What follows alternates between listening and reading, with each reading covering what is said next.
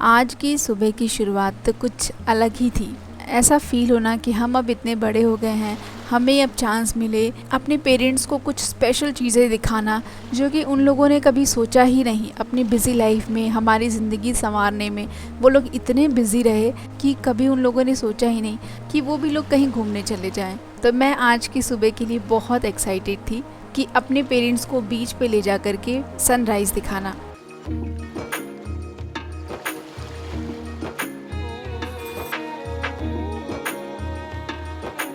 मेरी मम्मा को बहुत पहले से ही सनराइज़ बहुत पसंद है। इवन घर पे वो हमेशा ही बोलती थी और अभी भी बोलती हैं कि हमेशा ही सूर्योदय से पहले ही उठो। और मैं भी बचपन से हमेशा मॉर्निंग पर्सन ही रही हूँ। तो आज सुबह हम लोग करीबन 4 बजे उठ कर के रेडी हो कर के और बीच के लिए निकले। घर से निकले तो वेदर बहुत क्लियर था, बहुत अच्छा था। लेकिन जब थोड़ी दूर और बीच के पास आए तब वेदर एकदम क्लाउडी हो गया। मेरा मूड बहुत ऑफ हो गया। मतलब इतनी जल्दी मैं वेदर को लेकर के कभी भी सैड नहीं होती हूँ, बट उस दिन मैं बहुत सैड हो गई थी क्योंकि मैं मम्मा पापा को मैंने उठाया था सुबह कि चलिए आप लोग को सनराइज़ दिखाते हैं। मुझे लगा कि अगर सनराइज़ दिखा नहीं तो फिर आज इन लोगों का यहाँ पे आना वेस्ट हो जाएगा।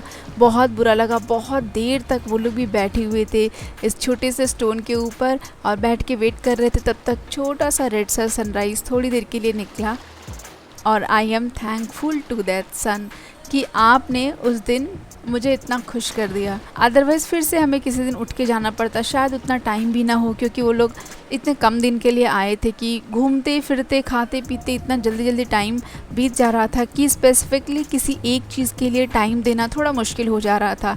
बट जो भी हो, दे इंजॉयड दिस सनराइज़। थोड़ा और क्लियर वेदर होता तो और सुंदर से सनराइज़ इंजॉय करते।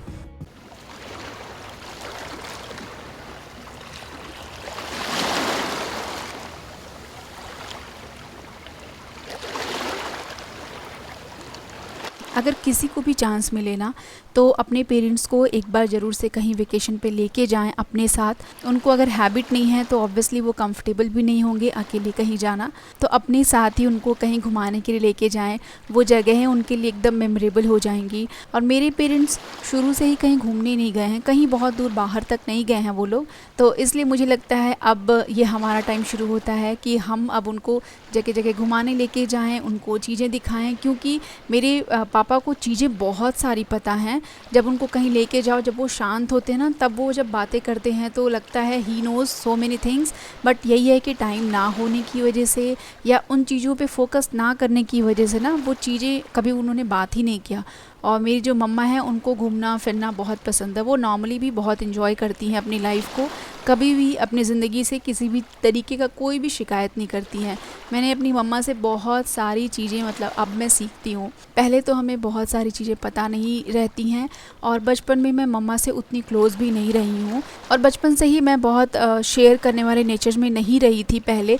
अब मैं बहुत शेयर करना पसंद करती हूँ क्योंकि मुझे लगता है ना, शेयर करने से हम बहुत सारी चीज़ों को जान सकते हैं। अगर आप अच्छे पर्सन के साथ बातों को, अपनी फीलिंग्स को शेयर करेंगे तो आपकी ज़िंदगी और बेहतर हो जाएगी। और ज़िंदगी को जीना, रिश्तों को निभाना, ये सब मैंने अपनी मम्मा से सीखा है। She is great. मतलब बहुत अच्छे से बैलेंस करती हैं रिश्तों को और लोगों की बातों को भी। मतलब बहुत अच्छे से मैं उनसे सच में बहुत कुछ सीखती हूँ। एंड आई ऑलवेज़ अप्रिशिएट कि वो बहुत टफ़ टाइम पे भी बहुत स्ट्रॉन्ग रही हैं और उन्होंने हर एक पल को बहुत अच्छे से इंजॉय भी किया है। उनके अगल बगल जितने भी लोग रहते हैं सबके साथ मेरी मम्मा बहुत एंजॉय करती हैं, एकदम हैप्पी सी बिंदास से लाइफ जीती हैं। मौसम बदलने की वजह से लहरें बहुत तेज़ हो गई थी।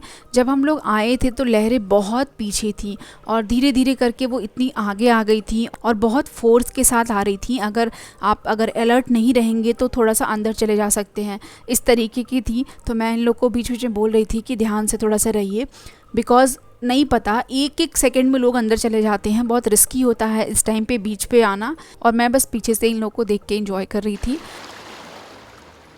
अभी आप यहाँ पे देखिए कितनी ऊंची ऊंची लहरें उठ रही हैं और इतना फास्ट वो आगे आ रहा था कि अगर इस बीच में कोई आएगा ना तो वो पक्का से अंदर चला जाएगा।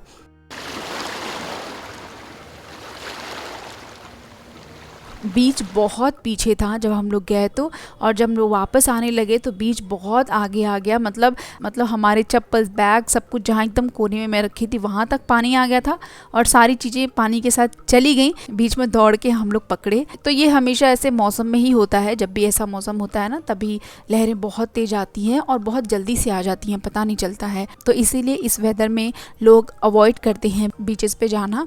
बट इसी टाइम पे बीच सच में बहुत सुंदर होता है और भीड़ भी बहुत कम होती है।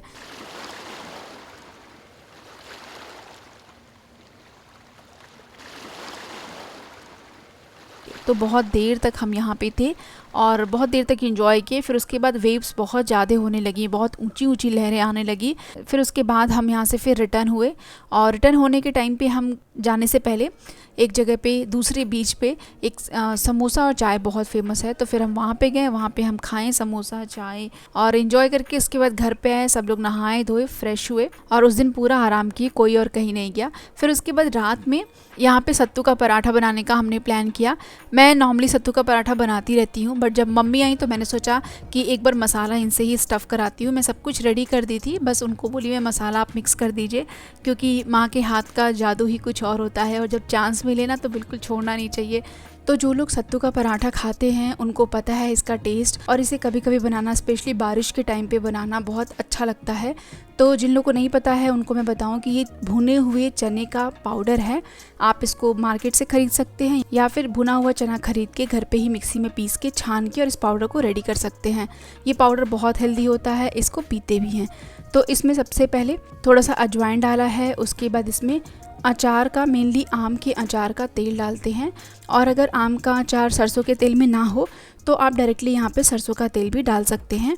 उसके बाद इसमें थोड़ा सा प्याज, थोड़ी सी मिर्ची डाल करके इसको अच्छे से मिक्स करना है। इसमें नमक डाला है और खट्टापन के लिए एक नींबू डाल सकते हैं या फिर अगर आम का अचार हो तो उसे ही मसल करके इसमें मिक्स करते हैं।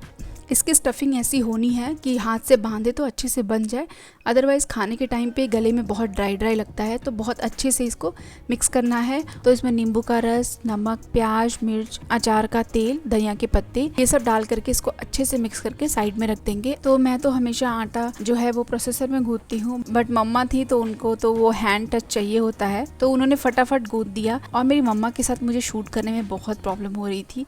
मतलब मैं 1 मिनट के लिए भी इधर उधर जा रही थी, उतनी में वो नेक्स्ट स्टेप कर दे रही थी और कैमरा ऑन नहीं रह रहा था कभी कभी, तो बहुत परेशान भी हो रही थी मैं। बट उनका काम इतना फास्ट रहता है, इसीलिए वो लोग बहुत अच्छे से ना चीज़ों को मैनेज कर लेते हैं। तो बस मम्मा ने मसाला प्रिपेयर कर दिया, फिर मैंने बोला कि पराठे मैं ही बनाऊंगी। तो यहाँ पे मैं पराठों को स्टफ़ कर रही हूँ और घी से मैं सेकूंगी। तो ये पराठे जिनको चाय बहुत पसंद है ना, उनको ये पराठे चाय के साथ बहुत अच्छे लगते हैं और इसकी स्टफिंग थोड़ी ज़्यादा ही अंदर होती है तो अच्छा लगता है। ये बस नॉर्मली आटे का लोई बना करके उसको कटोरी जैसा बना करके उसमें स्टफ को अच्छे से स्टफ कर दें और उसके बाद हल्के हाथों से इसको बेल दें। ये ड्राई ही होता है तो इसमें उतना चिपकने का, फटने का डर बिल्कुल होता भी नहीं है और ये पराठा बहुत टेस्टी बनता है। तो यहाँ पे मैं पराठे बना करके और मैं सबको ब्रेकफास्ट दे दी। और पहले बचपन में ही हम लोग पेरेंट्स के साथ इतना टाइम स्पेंड करते थे, कभी भी इतनी कुछ फीलिंग नहीं आई। लेकिन अब ऐसा होता है कि जब वो लोग हमारे पास होते हैं या हम उनके पास जाते हैं तो वो जो टाइम होता है, वो जो मोमेंट होता है, उसको हम लोग एक एक पल को